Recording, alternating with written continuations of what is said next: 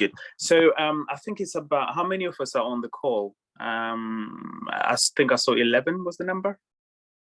Yeah, it's about 12 now. It's about 12.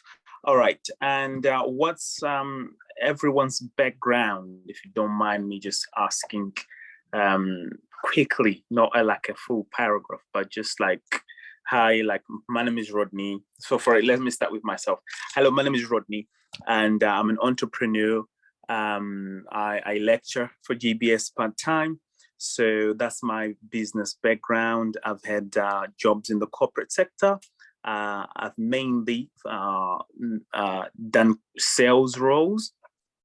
So the organizations that I ran for myself are mainly sales based. Okay, so I have started companies, I have built companies, I consult for companies, I have failed companies. So just in case you go on companies house direct and see some closed companies there, yes, but it's all been part of learning. So that's just a brief introduction of myself. I am Rodney. I'm a part-time lecturer for GBS. I'm also an entrepreneur. So that's my introduction. Could everybody on this, just so that I know our backgrounds on the call, could you just do a rapid fire introduction, please? That would be fantastic. So I'll start. Hi, my name is Roxana. I'm a self-employed delivery driver. I'm level 4 at Business and Tourism at GBS. Okay, good. So I'm a pleasure to be here. All right. So why are you interested in this particular course? Program. Yeah, in this particular program, yeah. Like, Yes, have you got business? I intend, yeah, business. I intend to open my food business. Just start maybe with a food truck business. And I'm new. I just work as a self-employed, so I do not have any notions about entrepreneurship. Okay, so you say you're interested in business. Do you have a business at the moment, Roxana? No. Okay, any idea, any rough idea what you might want to do? Maybe start with a food truck business. Food truck. Okay, fantastic. Thank you, Roxana. So that was Roxana. Next one, Thank please. you. Hello. Hi. Hi. My name is Andrea. Hello, Andrea. Nice to meet you. Hi. Hi. Yeah. I am on GBS student. I'm very interested in business now because I'm trying to help my husband build a business, let's say now, because I know some things from school, like ideas, and I want to put in practice. We start with delivery, door to door. It's like a package from one country. It's hard because it's with the car, braking and insurance. It's a bit hard this day. We start with a big step. And I am in cleaning now. I am going to people home and I'm cleaning the house like 2 hours, 3 hours, depends. And after I get my money, yeah, it's right. interesting because I can spend with my kids home. That's very interesting, Andrea. Are you doing that with an agency or are you doing that directly, like for yourself? I find the app. I find the app. App that is sending me appointments. Clients that. I just went today. Yeah, they one person was calling and she said she was a woman for 3 hours, and after I finished, she was very happy what I did for her. All right, fantastic. Well done. Yes, it's coming. Well done. All right. Thank you. Person, please. Thank you for that, Andrea. That's interesting. Hello. Person number 3. Are you there? Hello, it's about me. Yes. So what's your name, please? My name is George. George. Yeah, Nice to meet you, George. Nice to meet you. Nice to be here, and thank you for No everything. problem. So I'm gonna tell you the story of my life very shortly. And Very shortly, George, in like yeah. 10 seconds, please. Okay. I've been born in Romania 32 years ago in the southern point. After I finished my high school, I moved to capital of Romania, which is Bucharest. I've been working there about 5 years in 5-star hotels like a receptionist. I moved into a private driver for Hilton in Bucharest, then for the Netherlands embassy. I moved to UK 6 years ago, start driving lorries. I got a passion for tourism and for driving. Now I am a student in business and business and management in tourism at GBS. I would like to start a business in the future based on my pleasure to travel and to offer people amazing services, and also based on my pleasure to driving. So I'm planning to open a company for transport in tourism that is gonna be something else on the market than we got it now. I mean, amazing services. Amazing service. Well done. Well done. That's a fantastic vision, George. And I encourage you to go after that.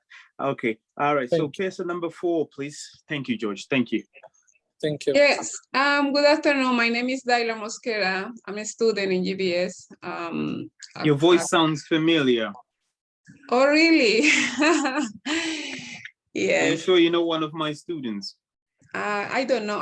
No. I think so. Okay. No. Right. Okay. Yes. I'm here to get knowledge. Yeah, about business. That's it. All right. Thank Okay, you. good. Do you have any business background, or have you got any business ideas that you have? Yes, in my country, in Colombia, I had two business a long time ago, but here not yet. But I'm planning to do that in the future, but not for now. Yeah. All right. Okay, no, that's all right. Thank you. Thank you, Diana. All right, person number 5, please. Hello. Good afternoon, everyone. Good afternoon. So, I think maybe it's right in channel Nada. So my name is Hanan. Originally, I'm from Morocco. So I'm studying in GBS Manchester level 4 business management and tourism. I'm interested to this program, especially today, because I think anything will help me to develop my abilities and my skills in this field, especially in business. So, and also because will help me more to do my own business, like to extend my knowledge and my capacities in the future, inshallah, to do my own business. What can I say? As a background, what I did when I moved in Manchester 4 years ago, I worked in laboratory company is related to products, the quality of the product. Now I'm working with Heart and Parcel project. It's based in Manchester. Is English ESOL English classes, cooking class. And also I'm working with Macbeth Festival as a part of the team. I'm doing many things like editing program, managing, planning, social media. So yeah, that's right. it. Fantastic. And what did you say your name was? Did you say your name was Diane as well? What's your name again? What? Please repeat again. What's your name? My name is Hanan. Hanan. All right. Okay. Thank you, Hanan. All right. So I think that's like half of everyone introduced. Okay. And obviously, because we are mindful of time, so I think that'll be enough for today. This just gives me like a rough picture of who I'm talking to. Okay. So the audience, and obviously I get a picture that some of you, most of you, it's either you have an interest in business or you have done business before, and some of you are new to the UK and would want to, you know, start your own thing in the UK. And that's marvelous. That's absolutely marvelous. All right. So today, what we're going to learn about is the lean canvas. So it's a lean canvas business model. And so why do we need the models to begin with? We need a model, basically, in the most simple terms, is just a way to have a picture form of your idea, a way to have your idea down on paper is very, very good. And you get a better and clearer vision of your business once it's on paper. I always say when it's in your mind, it's an idea, but once you have it on paper, it turns into a business, right? So that's the most important thing. You have to, from an idea, you have to put your ideas down, okay? But then the question is, okay, so how do I write my thoughts down? Well, this is one, the lean canvas business model is one way that you can put your ideas down, okay? Because you need to help to communicate your ideas, and especially if you're going to look for funding, if you're going to go and ask the bank for money.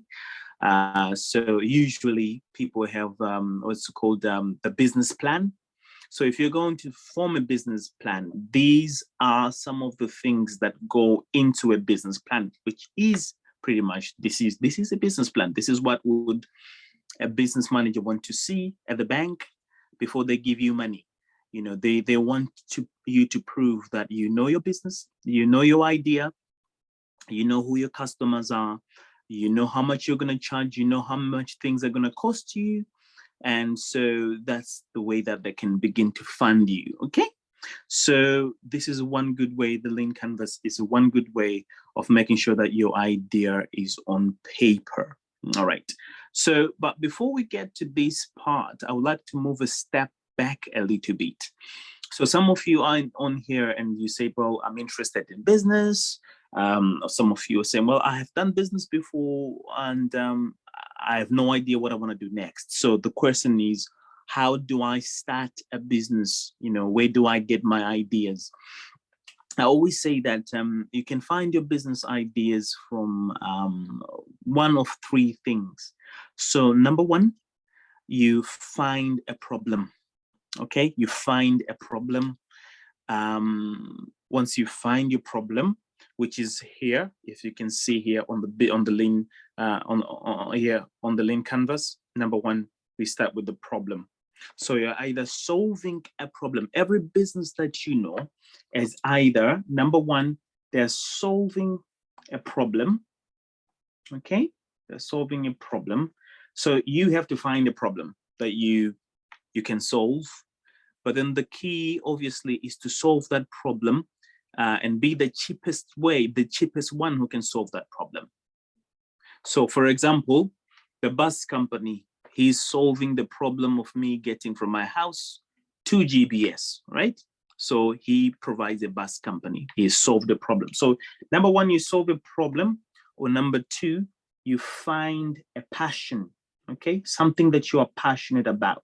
Some of you mentioned cooking. So if you like cooking, that's something that you can turn into an idea, right? Find out, so maybe you like vegan food. How many other people like vegan food? You take that, and then that becomes a business idea. So just finding a way of getting paid by doing something that you're passionate about, okay?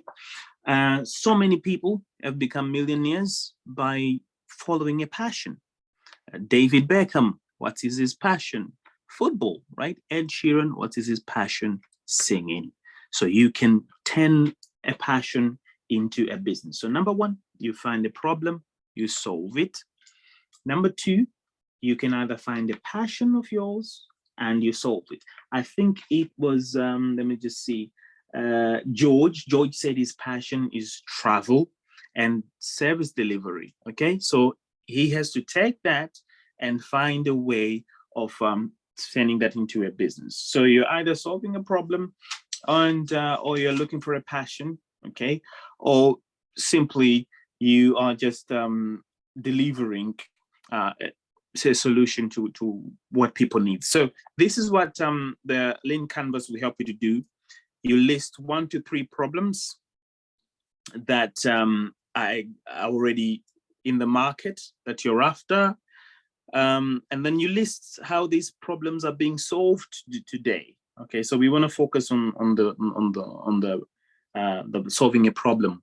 So you find a problem. Okay, it's taking too long for people to maybe for the deliveries. The Andrea said they're doing door-to-door deliveries. Yes. Sometimes, yeah. So and I think it was yeah. So that's Andrea. So the question is, okay, what are the problems that are involved in that? Okay, so we'll look at that. So that, as we discuss further, you get to see that once you find the problem, you find, okay, what are the alternatives? How are other people solving this problem? Okay, you now come up with a solution. Okay, and then that becomes the unique value, okay, proposition of your business, what we have in the orange there.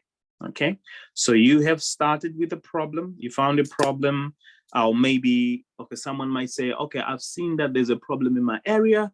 There's not too many maybe schools or daycares, so not enough nurseries. People are having to travel far away, okay, to find nursery and find childcare. So what is the solution? Okay, and then that's what you put down in here on the solution part right there. So you outline the possible solution for each problem. Okay, and then what you are going to do is then you're going to come up with a single clear compelling message that states why you are different. Because of course you might say, well, there might be 1,000 other so let's use the example with the childcare. There might be 1,000 other childcare providers, okay, that are already out there on the market. So what the next question is, okay, why should I as a parent choose your service over everybody else? Okay, and so once you find that thing that you can do better than anybody else, okay, then that becomes a unique value proposition. So again, it started with step 1. You saw a problem. It could be a problem in the way that other people are already doing their business. You don't have to necessarily come up with a new problem. It could be, okay, the way that maybe Uber does their business. You see a problem in that, okay? You come up with a solution. How can we improve on that? And then that becomes your unique value proposition, okay? All right. So obviously, now that you have a solution in mind, you need to think of the costs, okay? What's the cost? What is it going to cost you? Because obviously, one of the most complaints that you're gonna hear from people once you have your business idea, once you found a problem, all right, so that problem is what turns into a business idea. That's what a business is. It is just a way of solving a problem profitably. So once you mention the word profit, you're thinking about your cost structures, okay? And you have to think of your cost. How much is it going to cost me? So if I'm saying the problem that I've seen is that we live too far away from the restaurants, so delivery, by the time that the food arrives in people's houses, it's already cold in my area. So what's your unique solution? Are you going to have your own delivery company that is faster? Or are you thinking of creating maybe a container, if you're an inventor, you know, or find someone who already does that, creates containers that makes food last longer. Then now you're going to call all the restaurants in your area and sell them the product. Voila, now you have a business, right? But before we get to that point, we have to think of our cost. How much is it going to cost me? How much is it going to cost me to provide my solution? Okay. And obviously, that's what you're going to be writing down in the cost structures. So obviously, as you know, you've got 2 types of costs. You've got your fixed costs. So fixed costs are costs that stay the same. they stay the same. Whether we are making money in the business or not, fixed costs will always be the same. So things like your rent, okay, so things like your tax, things like maybe your MOT if you have a car, right? Those are your fixed costs. You need to write all that down. And then you need to write your variable costs. Can someone tell me what is a variable cost, please? Yeah, it is a cost that is not the same all the time. Can be from one amount to other amount, depends on the factors and maybe the terms that impact their cost. For example, the energy cost is not gonna be the same. This month is gonna be, let's say, a number. Next one, it can be another number due to pricing increasing. Yeah, so what could make those numbers increase? What could make them go up or down? The usage. Yeah, so usage, demand, isn't it? Demand, you're right, very right. So the demand, isn't it? So if we are making more deliveries, what's going to happen to the cost of petrol? It's going to go up, isn't it? Okay? Yeah. Less delivery, less petrol used because the cars were just stood there. So that's the thing that you have to do. So number one, you find your problem that you are going to solve here, okay? And then you're going to list alternative solutions. So what other people are doing to solve that particular problem. And then you are going to find out your own solution. So which are the solutions, as you can see there. And then down here, you put the costs. What are the fixed costs? What are the variable costs? So the reason why you need to know your costs is so that you know how much to charge. Okay? You need to know your costs. So if someone is writing this down, you need to know your costs so that you know how much to charge. And how much you charge has got to be enough to cover your costs. Okay, otherwise you have no business. It's called a charity if you are offering a solution that is more expensive than the problem, all right? Or you're not charging enough, okay? Or you're providing the solution for free. That's a charity, that's not a business. Okay, so cost structures. Know your fixed costs, know your variable costs. Okay, is there anyone with a question before we move on?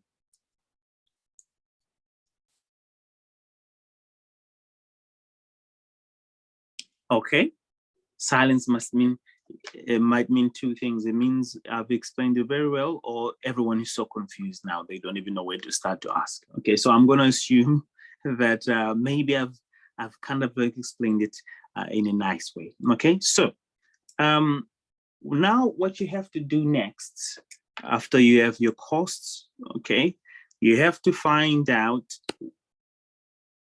what's the unfair advantage, something that only can be, that cannot easily be copied by someone else. So in business, we call this your unique selling point. Okay. Excuse me. Yes. My name is Walter. I'm sorry to interrupt you. I just wanted to know, while you asked a question on the costing side, I just wanted to know, not operating, for example, you have a business plan for a barbecue or a food van, something like that, but you're not operating. How can you calculate the cost and be accurate with it? Okay, so costs are always an estimate. Costs are always an estimate. I'll give you this example. If you want to go and do your weekly shopping right now, okay, it's all an estimate. So that's why we have a budget, right? We try, because costs will always run away. And they're always a lot more than you thought in your mind. Have you ever seen that? Like you go in a shop and say, I'm going to spend 20 pounds. All right. Before you know it, you're coming out with 40 pounds worth of things. Right. That's the challenge with costs. So that's why we have. So how do we get around that problem? We make a shopping list, isn't it? Things that we need. So this is why you have to research. So I want to answer your question more directly. You need to do your research. So market research, right? Market research, find out what other similar businesses But remember, you don't want to have a business that's too similar to the ones that are already operating. That's why we're now going to the unique selling point. But now you have to find out, okay, if it's a similar business like mine, how much are the costs? So the barbecue, how much is a stand? You have to do the legwork. You have to go into B&Q, find out how much is the barbecue stand, find out how much are the pots, find out how much is the chicken, find out how much are the sauces that you're gonna need, okay? Find out how much does it cost to rent a stand from the council. If they're gonna do like food, what are the licenses you need to get? How much do these licenses cost for you to get that license monthly? Okay, so now that's a fixed cost, because if the council is saying that it's £600 a month for you to have a food stand here, you now know it's £600 a month. Mm-hmm. Does that make sense? Even though Yes. you have not started trading, but you are already now aware that, okay, B&Q told me that the cookers I need, maybe they're £5,000. So you write that down, £5,000 for the cooker, £600 a month for the stand, okay? How much is the chicken that I need? So maybe I might be buying 3,000 worth of chicken. This is all before we start even trading. It's going to be breakdown all before starting trading, so you can have So estimate. you write down a breakdown. So that's your shopping list. All You right. have a shopping list, right? And obviously, when you're making budgets, you need to have a contingency budget. That's important, people. Always have a contingency budget. So what's a contingency budget? Just in case those fryers are more than 5,000, at least I'm willing, so it gives you room to negotiate, some room to breathe. Maybe you find some cookers. So I'm talking about industrial, size cookers here, all right? So that maybe you want to start cooking chicken by the side of the road, right? That's the example here. So you might say, okay, and some food warmers as well. Okay, so if you're charged $5,000, okay, so that's what you have budgeted. So maybe you go to the market, and by the time you go there, it's been 6 months since you did this research. Now it's what? They're now 6.5, 6,000, but you had budgeted. So that's why you need to have a contingency budget, okay? Just in case. Okay. So you've got your shopping list down, and then you've got just, to save for unexpected surprises, because costs will surprise you. Let's see. Thank you very much. Is that okay? Thank Okay, you very anyone much. else with another question before we move on?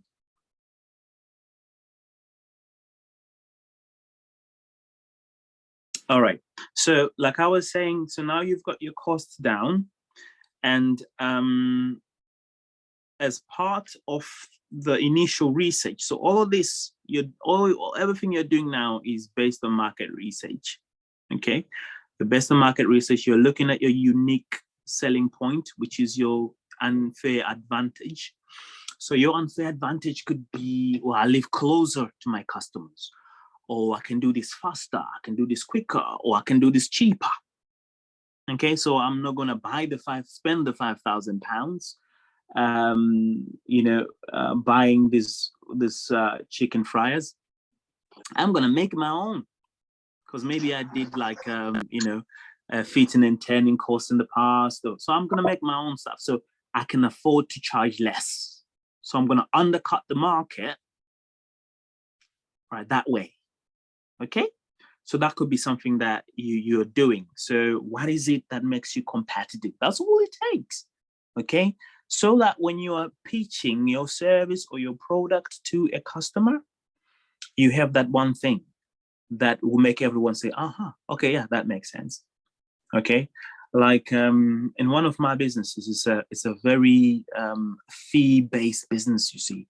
So everybody in that industry, they're usually going for the like 15%, 20%. I think last week I just said, you know what, I'm just going to start charging 5%. 5%? Like, seriously, all the people that I've been talking to, the customers I've been talking to on the phone, they cannot believe it. But wait a minute, how am I so confident that 5% is going to work? Well, 5% of whatever it is that I provide is a lot of money anyway. People are just greedy. That's number one. It's a mentality thing. You're not going to get rich off one transaction, but a number of transactions. And what's most important are the relationships that you are going to build. And so by doing that, the cost has become my unique selling point. I have the people agreeing to the contract before I even email the contract. That's how good it is. They can't believe their eyes. Some of them believe it's too good to be true. So what is that unique thing? My unique thing is now price for that business. But then how am I going to make profit? I will make profit of the volume. So instead of doing one customer at a time, I'm going to have 20, 30, 40 customers at a time. That's how I'm going to make my money back. It's a service anyway. So how much is it really costing me?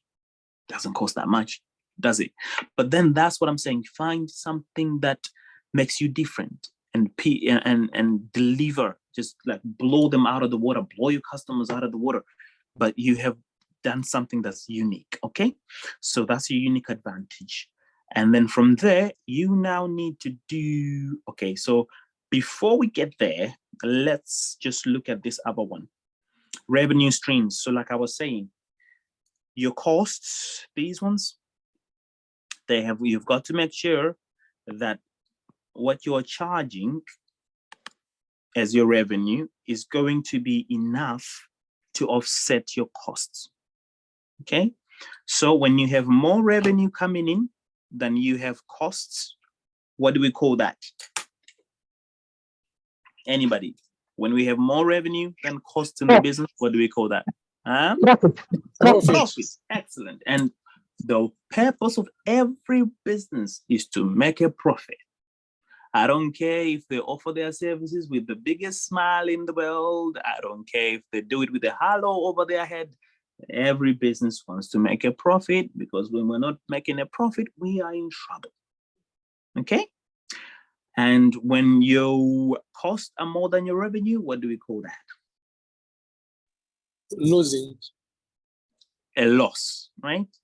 A loss, And sorry. yeah, so when we have a loss, what happens when we have a loss?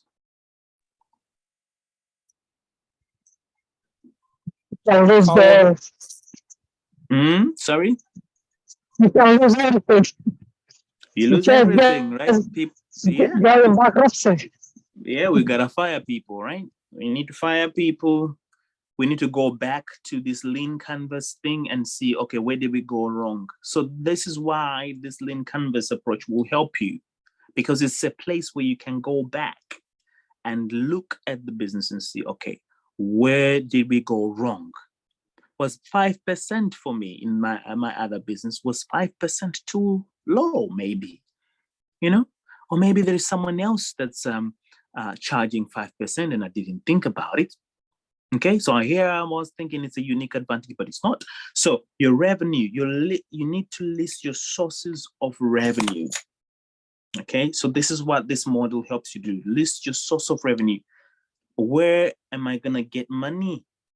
How is this money going to come in? So the most popular way of getting money are sales, isn't it? For any business, you need customers, all right? So for Andrea, the customer that you got from the app, I can imagine they paid you. Did they pay you, Andrea? Yeah, I just get my money today. Yeah. You just got your money today. Yeah. So that's a revenue stream. Okay. And so that's the revenue stream. And my client was very happy that I did a great job, and she just gave me a tips. So, there you go. Yeah. So I was very surprised. Yeah. There you go. You know what you managed to do? So your client had a problem, which is needing the house to be cleaned.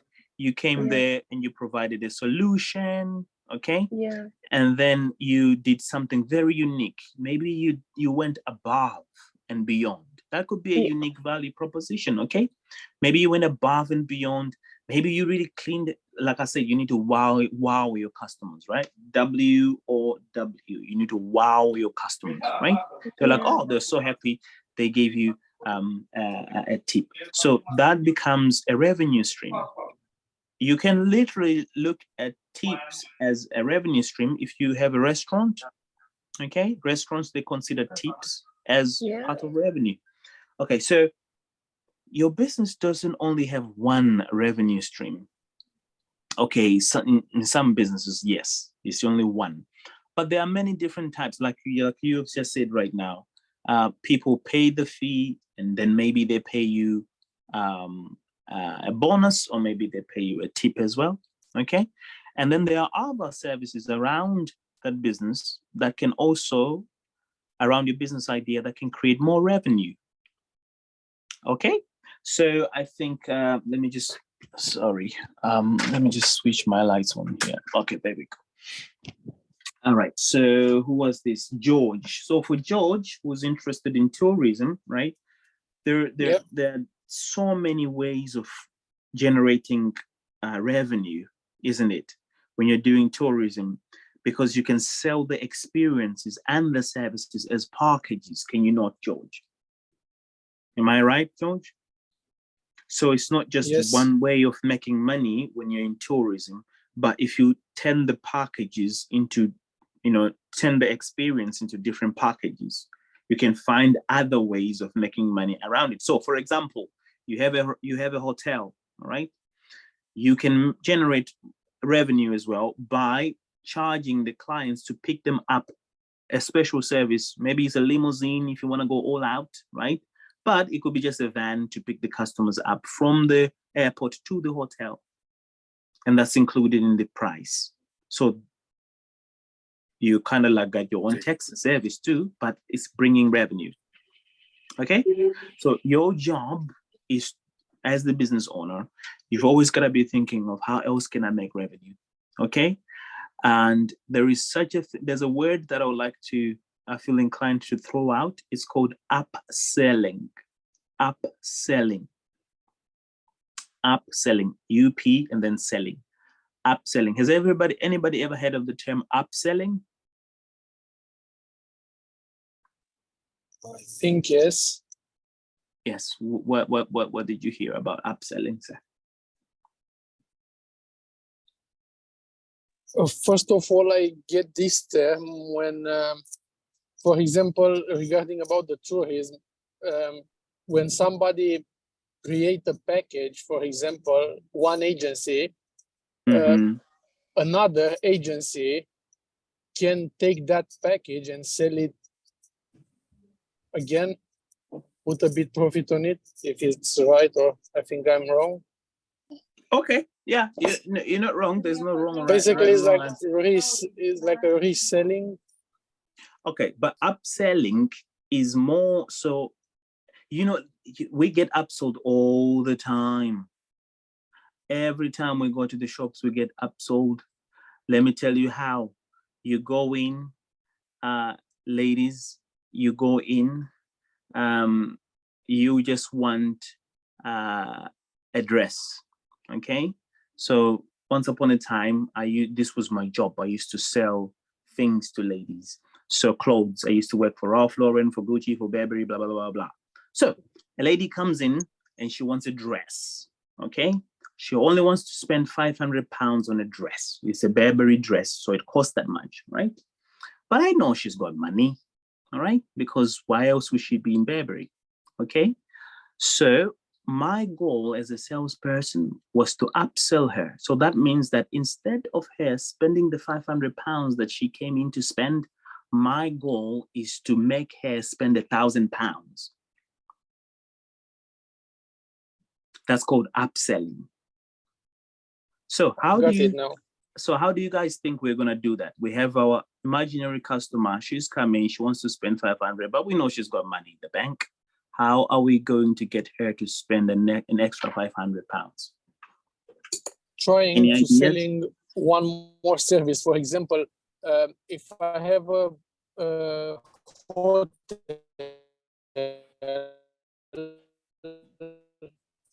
and I already have the service to pick up the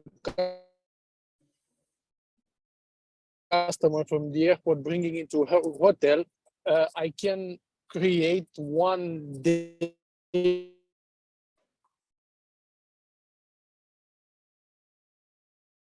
Hello, George? trip holiday, and I can't. He came to stay of business, but he has like 1 day to have. Excellent. Okay, I couldn't hear the rest of what you're saying, but it sounds like you got the idea. So with my customer at Burberry, what I would do is that I would suggest the perfect pair of shoes to go with her dress. That's all I gotta do. It's just a suggestion. So, wow, what a wonderful dress. This looks so good on you. I think these shoes would make an excellent pair with that dress, right? So now the shoes are also maybe 300 pounds. So instead of the 500 that she wanted to spend, she's gonna now spend another 300. Then I'm gonna find some sunglasses that go with those dress and shoes, okay? Or a hat that goes with that hat. So that's upselling. That's just a skill to increase that revenue, okay? And usually when you upsell to people, try and make it look like you're doing them a favor by offering a discount. Because it doesn't matter, they're still spending 1,500 pounds more than what they intended. So you might as well just offer a discount. Okay, so instead of 1,000, maybe you say, okay, we'll give you 100 pounds discount. Now they're happy. They forget that, oh, they only wanted to spend 500. Okay, so this is where you list all those ideas in the revenue stream. You list down all these ideas there. Where are we going to make money? All right, so when we make money, when customers order our service or order our product, what sort of packages can we have? How are we going to upsell? So you write all that down. You see how this model helps you to put everything down that you are thinking? So remember, I said, if it's in your head, it's just an idea, but once you put it down, it becomes something solid, okay? You can try it out and you can come back and sort it out here. All right, so now we are coming to the part that's the hardest part of all. Everything we've been talking about is the easy part, okay? It's the easy bit. Now we are going to get to the hard bit of business. This is where businesses succeed or businesses fail, all right? So customer segments, when you do, so a customer segment right here, customer segment, sorry, that was kind of cool, but that's not what I wanted it to do. So a customer segment is a segment. All right, someone help me define a customer segment. What's a customer segment, please? Is a customer about, you can take a target on a customer about age. When you have a business, you can, okay, I want to present my product for the kids like 1 to 5, or I want to make something for the older people, you know. In my opinion, that's a very good thing, and you used a very important word, your target. Who are you going to target? Your target. And you said you could segment by age. You could from what you were saying, you could segment by age. You can segment by gender. You can say, okay, so this is for boys, this is for girls. Okay, so yeah, you could say by age, this is only for like the elderly. So maybe you have a care service. It's only for elderly people, or maybe this is for disabled people. Okay, who are you targeting? So in here where it says customer segments, you could segment by price as well. You could say, okay, like I said, for Burberry, their segment is people with money. Okay, so you're not gonna go there and find a dress for 50 pounds. No, because they're using a price to segment. Okay, and obviously that feeds into their brand reputation, the brand equity. So they want the brand to look expensive. Okay, so that's why it's starting at 500 pounds. But really, like I said, I have worked for them before. That dress cost them like 10 pounds to make, but you go in, you buy it for 500 pounds because it makes you feel good. Okay, but that's not what we're talking about today. But you've been segmented by price is my point.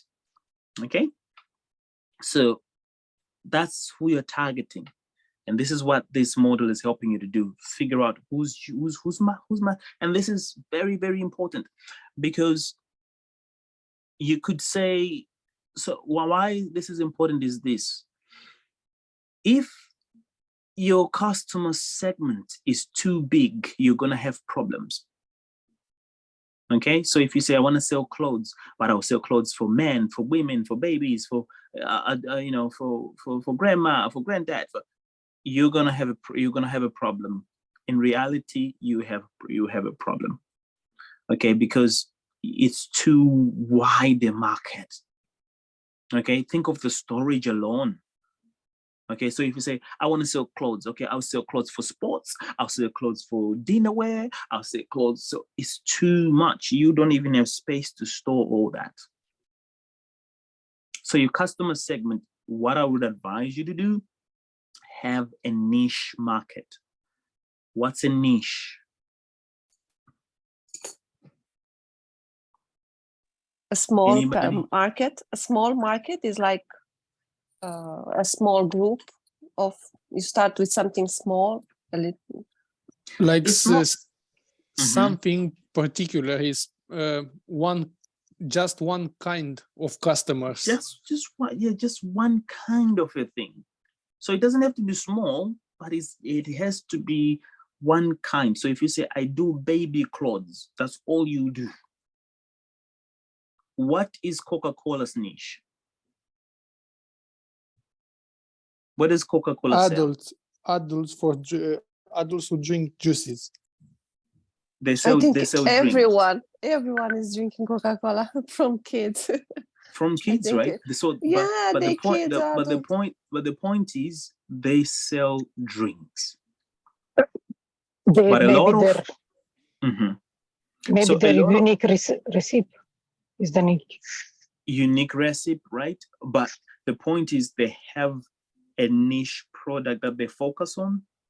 So most of you, I'm saying this for a reason, because most of you, when I was taking down the ideas you have, some of you have got an idea to have a saloon. In the saloon, you're going to have a kebab shop in the saloon. And then the saloon will also have, no, it has to be one thing. One specific thing, so that you can, why? It's so that you can write in there where it says customer segment. You need to know your niche so much. Number one, it's about having so much information, more information about your niche more than anybody else. So that becomes a unique value proposition. You know your market inside and outside. And so also, when you know your customer segment and it's a niche, you can profile your customer. Okay, customer profile. If you're writing this down, customer profile. So you need to know your customer. What do they do when they wake up in the morning? Where do they go when they wake up in the morning? What's the first website they go to when they touch their phone in the morning? Okay, so I'm sure you guys have heard about cookies, right? Like cookies on your phone, cookies on the websites you visit. I'm sure you've heard that, right? Like tracker cookies. Has anybody ever heard about that? Yeah, it's always asking us when we visited the new website, accept or reject cookies. So what you are doing with the cookies, you are giving them permission to calculate how long you stay on Amazon shopping. You're giving them permission to look into your Amazon cart. You're giving them permission to know where you live, to know how much you're willing to pay for the things you're paying, right? These are random strangers. You've never met them online. But what is it that they're trying to do? They are trying to get to know you and profile you. Okay, so that they can come in here where it says customer segment and they can write everything about you. Because the more you know about your customer, the more you can anticipate changes in their buying behavior. So you need to know your customer. Okay, now for you at this stage, you might not have a company that can afford to buy data from these cookie companies, but you can do market research. You can research, you can go online, you can speak to your potential customers, right? So if your customers are restaurants, you can call them and ask questions, okay? Open questions, and then they will give you the answers. But you need to spend, companies spend billions of dollars every year so that they can find things to write in this customer segment section. Okay, so here, early adopters, you need to know who are the early. So once you now know your customers, you now find out, okay, of my customers, who's going to get into my idea early? So you target them because you want quick money to start coming in the business, isn't it? So you now know your customers. Say, my customers are students, okay? That's why Starbucks will set up stores right now. I think they're allowed to set up stores in like high schools because they want to target those students early, okay? Early adopters. So they want teenagers around 16, 17 to start liking coffee, because when they start working in the real world, that's who's going to be buying coffee. So they want them addicted now. But my point is, you need to know your customer. Okay, know your customers in and out. Are there any questions before we move on?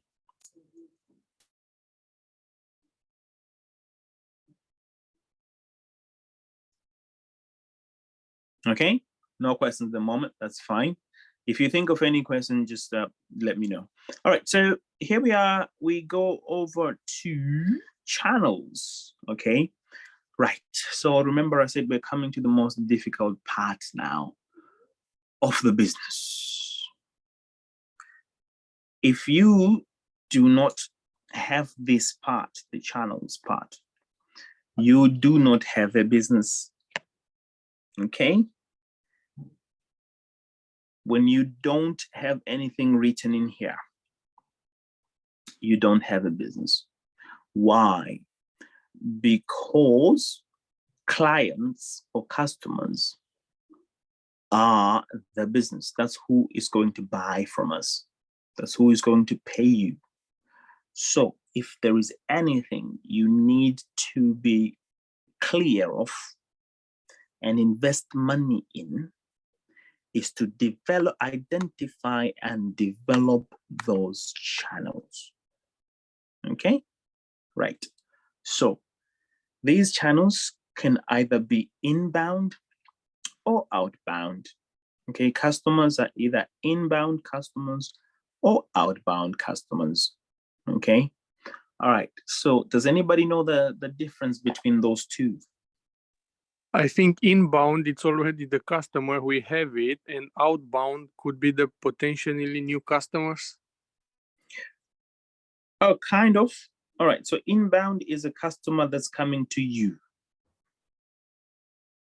Okay, so like Andrea, when the app told you that someone needs work because that customer came to them, that was an inbound customer. Was an outbound. No, that was an inbound. Because they came into your business. Yeah, yes, sorry.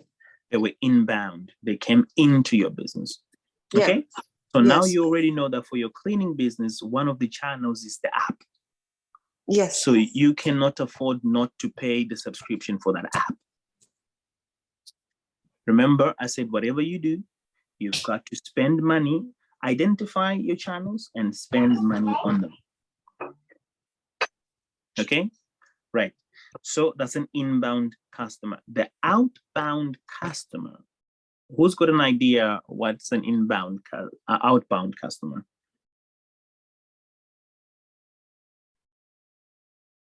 Anyone wants to attempt?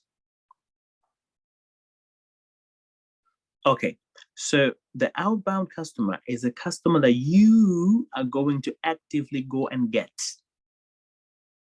The inbound comes on their own. The outbound, you need to go and get them. So when you come into Tesco, you are inbound in Tesco. But when Tesco is advertising on the radio or advertising on the TV, they are looking, that's called an outbound. They are looking outwards to bring you inside. So the inbound could be someone that you referred to. Maybe you do hair, right? You do my hair. My friend sees my hair. They say, wow, lovely hair. Where did you get that? And you say, Rodney did it, right? It's a referral. You're inbound. Or I went on the app and I put my needs there, right? My demand, and you met my supply. Now I'm inbound into your business. Okay? And the outbound are the people that we may have to call them, cold calling, which is what I was just doing just literally minutes before we started this. I was on the phone calling customers. My target is to call at least 100 customers a day. Whether I'm sick, whether I'm happy, whether I'm sad, we're going to call 100 customers. Personally, that's not for the people that work for me. That's just me by myself. And then everybody else has their targets. It's outbound. We have to go to the market. Okay? So inbound is when the customers come to you. Outbound is when you go to the customers. You go to the market. You call people. You email people. You put the flyers through the doors. So those are the things that you're going to list in here. Okay? The channels. You're going to list them in here. So like I already gave you ideas, right? In there, you're going to list, okay, emails, cold calling, putting flyers through people's doors, knocking on people's doors, all of that. You have met an outbound campaign at some point in your life. Just open up your emails. It's full of them, right? Foot Locker is always in your email. That's an outbound campaign. They're trying to get you to come there. Okay? But then now, so those are the channels. So it could be the website. People, when they visit my website, I want to take data. So then I can call them, right? And say, hi, you visited our website on this day, but you didn't buy anything. Is everything okay? What were you after? What was the problem? Why didn't you buy? Did it take too long? What's the issue? Is it the price? We can give you a discount. We're running a discount at the moment, right? Because they already have interest, isn't it? They already have interest. So that's an inbound. They already have interest, okay? Outbound is usually cold. I'm just looking at a list of numbers. I know these people live in this area. I'm just calling everybody. When you answer the phone and say, hi, I'm currently calling in this area. So right there, you're gonna put telephone campaign, right? Or email campaign. Say, hi, I'm currently calling everybody in your area. We're offering double glazing services for the winter. So those are your channels. You're either on the phone or you're emailing. Hey, maybe if your business has got a lot of money, you can include radio adverts on there, right? It becomes a channel. Where are we going to get the customers? How are we going to get the customers? Are they inbound or outbound? So you need to list your path. Nowadays in 2023, there are so many paths, so many channels that you could use. Instagram, Facebook, TikTok. I don't know what else is out there, but all of those are channels where you can reach people. Okay? People just look at their phones and they say, oh, I'm on Instagram. They don't know that Instagram is actually a channel. All the adverts that you see on Instagram, all the adverts that you see when you go on Facebook, yeah, that's a channel. You are a customer in a channel. We want you to click on the link so you can come to us. That's why we pay Facebook to put our advert on there. So this is why I say this is the most important part of the business. It doesn't matter, like you're curing cancer. That's the problem. The solution could be a pill that you've made. What makes it unique is that this pill just, Once you put it in your mouth, it dissolves, no taste. Oh, wow, lovely. How much is it gonna cost me? Well, it costs £5. Oh, wow, that's great, right? I'm going through all the stages, right? Okay, what's that unfair advantage? It's made right here in the United Kingdom. No waiting list. Ooh, that sounds great, right? Customer segment, who needs it? Me, the cancer patient. But the question is, how are you going to get to me? How will you let me know? So someone will say, oh, well, we will advertise. Okay, yeah. We'll advertise, we'll promote it, but how are you actually going to get me to give you my business? Okay? To make me inbound. So you are going to put your advert by the side of the bus, by the side of the motorway, so that, and then you make sure your number is there so that I can call you. I'm now inbound, but you spent money. The point is you're going to spend a lot of money to get me to be inbound. You're going to get your people calling me all day.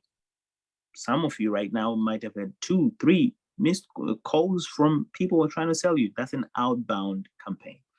So for that company, they were using the phone as a channel to get you to become a customer. Okay, we've got one more thing left that this metric offers us. Are there any questions about the channels that you're going to use for your business to get customers? So I put my my company, let's say I put on Facebook, and I make commercial, and I put pictures. I pay for that commercial. I needed to pay. Yeah, and let's say that I have a few viewers and comments, and much more help I was received from my family, because they distribute, you know, they farther to the other people, and they so mouth to mouth is a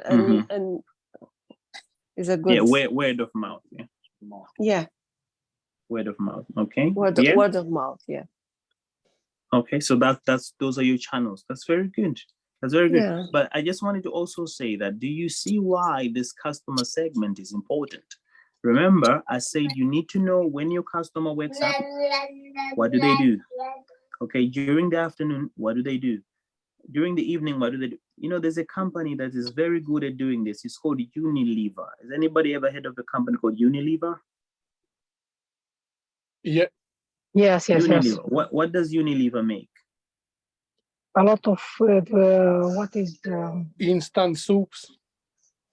Okay, so this is the marketing philosophy of Unilever.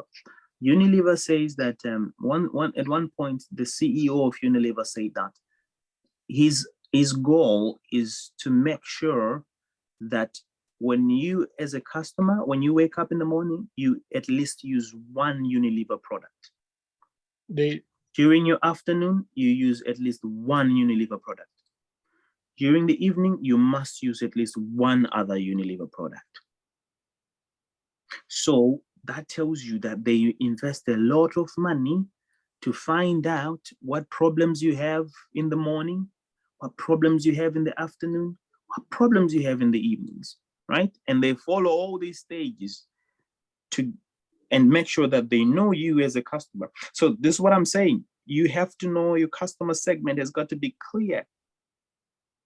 It has to be so clear so that the channels can connect to your customer. So if your customer segment is wrong, if your niche is too vague, and you don't really know who your customer is, you're going to waste a lot of money paying Facebook, but no one is coming in. And you're thinking, okay, I want to sell baby clothes, but no one is responding. So on Facebook, your channels should be maybe groups of people expecting babies, maybe, or newborn mothers. That's where you should be. So that's why this is important, for you to spend your time finding out, who is my customer? Where does my customer live? Which sort of social media does my customers use? Okay, how much do they usually pay? How long does it take for me to find my customer? You need to know all that. Okay, so that when it comes to your channel, so you find, once you know who your customer is, you now know the right channel to use to find them. So if my customer, I figured out my customers are maybe people between the age of 14, 15, and 16. That's who I want to reach. I want to sell them an energy drink. Obviously, my channel is going to be the YouTube. They spend a lot of time on YouTube. They spend a lot of time on WhatsApp. No, not WhatsApp, sorry. For them, I think it's TikTok, right? Snapchat, TikTok, and you know, Instagram. That's for them. You know, so that's going to be my channels. And if you are spending money on these channels, whether you're spending money calling people, you're spending money emailing, and you're not getting anything back, go back and look at your customer segment.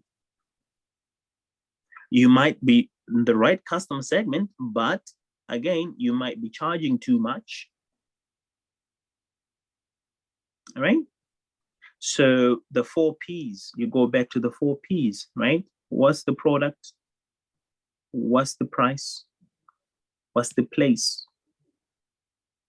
How are you promoting it? How are you making sure that your customer knows, is aware that this is what you're offering?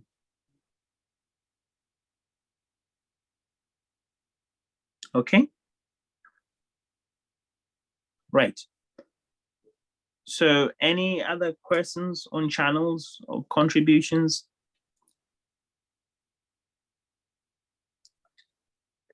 All right, so we're gonna move finally to key matrix, okay?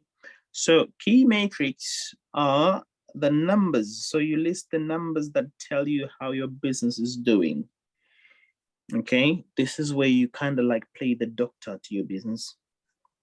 It's easy for us to say, oh, we have a restaurant. We had 500 people that came in the restaurant this whole week. Yes, we're making money.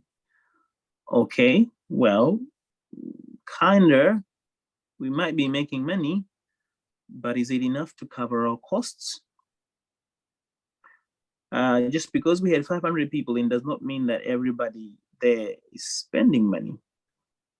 So we need numbers, or we need areas where we can look at the business and see from a glance, how is the business performing? Okay, how is the business doing? So like I said, for myself, one of my KPIs is I need to make 100 phone calls. If I'm making 100 phone calls, if I'm sending 100 emails a day, obviously for you to send 100 emails a day, that part is automated. So there are tools that you can use, tools like Lists, okay, Email Monkey, etc., that you can use to automate emails. So it gets you 100 emails, you send them to 100 customers every day. All right, we are sending out these 100 emails a day, or we are sending out 100 texts a day to potential customers, right? It becomes a metric. As long as you do what you are supposed to do, as long as you meet these numbers, then you can be sure that you are going to make profit. So for example, I could say in my channels, okay, I need to have at least 500 people visit my website in a week. So if 500, because I've calculated that 500 people, if 500 people visit my website, now you're talking about conversion, right? How many out of the 500, how many are actually going to buy? Okay, so maybe 100 will buy, okay? 1 in 5, right? So if 100 people out of 500 are going to buy, if that happens, then we know you must be able to work it back now to the costs. How much is everything costing? Okay, and how much did I charge them? All right, so now you can work your way back and know that, okay, I just need 500 people visiting my website, and I just need 100 people out of the 500 to buy, and then we're breaking even. So that becomes a key metrics. So you're listing the key numbers that tell you how well your business is doing. Okay, so if you see that, oops, I spent £1,000 like I normally do on Google to make sure that my website is #1 when people visit it, but now I didn't get 500 people visiting my website. Maybe I got only 200. So that means you need to revise. Something has changed. Something has gone wrong. Or maybe it's the season. You know, maybe people have gone on holiday. So that tells you need to look at some changes in your business, all right? So maybe it's the off season. You are selling holidays. It was the summer, mate. Now it's back. It's the winter. Everyone is back in school. These KPIs. So you need to find numbers. You need to have a way of looking at the figures in your business based on performance, so you know how to adjust. Okay. So if less people are visiting the website, we're getting less orders, what are we going to do? Costs, right? We still have the same costs. So we cannot keep the same costs if we're not having the same amount of money coming in the business, can we? So maybe we fire some people, or maybe we look for cheaper ingredients. I don't know. But all that is coming from looking at the numbers, the matrices. The key matrices, those are your KPIs. We call them key performance indicators, KPIs. What numbers are you looking at to know the health of your business? You need to do this every day. You look at the numbers, especially if you're in a sales organization, right? What did we do yesterday? How much did we sell yesterday? Okay. What's the target for this month? So how much did we sell yesterday? How much are we planning to sell today? Okay. Those are your key matrices. Okay. So this lean canvas will help you to look at different areas of your business, which keep your business healthy and running. So the beautiful thing about it, I'm going back to where I started, is you can take an overall look and change. So you investigate. That's the beautiful thing about it. You can go back and look, okay, I'm not making enough money, so my revenue is low.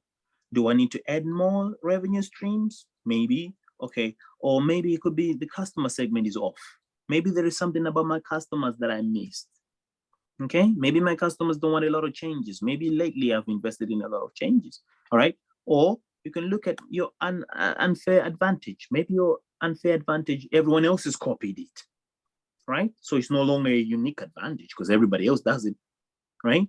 So you're going back, you keep going back to the solution. Is the solution still relevant? I don't know. Maybe it needs improving. Maybe technology has changed. Maybe technology has moved on. Maybe even the problem doesn't even exist anymore. Then you got serious problems, right? Because now you got to find a new way, okay? You need to evolve with your customers. Is the problem still there? Yes, it's still there. Is the solution still valuable? Yes, it is, but maybe people don't want it that way no more. You know, it's like television. No one wants to wait for EastEnders anymore. We want it on Netflix. We want it on demand. Give me the whole episode. Let me watch it by myself on my own time. I do not want to be sitting there at a certain time of the day. That's why businesses like the BBC and things like that, they're going in the bin. And they're also starting to adapt. So if you have something like this, the lean canvas model, it will help you to adapt to your customers' changing needs. You don't have a business for yourself. You've got your business to provide a service to your customers or a product to your customers. So you need to have a way of keeping your hand on the customer's pulse, your hand on the ever-changing demands of your market. And this is one tool that will help you to do that and show you problem areas in your business that need fixing. Okay, so are there any questions before I hand the session back over, please?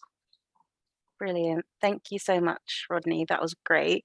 I'm just going to actually wrap up now, just because this Zoom link will cut off in just a few minutes. So okay. If anyone does have any questions, I'm going to pop the email address that you can contact, and then if you do have any other questions, then I'll get back to you and then link you in with Rodney as well, just in case there are any questions. Sorry, this has been a very insightful session with lots of questions and engagement, but I've put the Entrepreneurship email address in there. You can contact us and we can help you with any questions that you do have right now.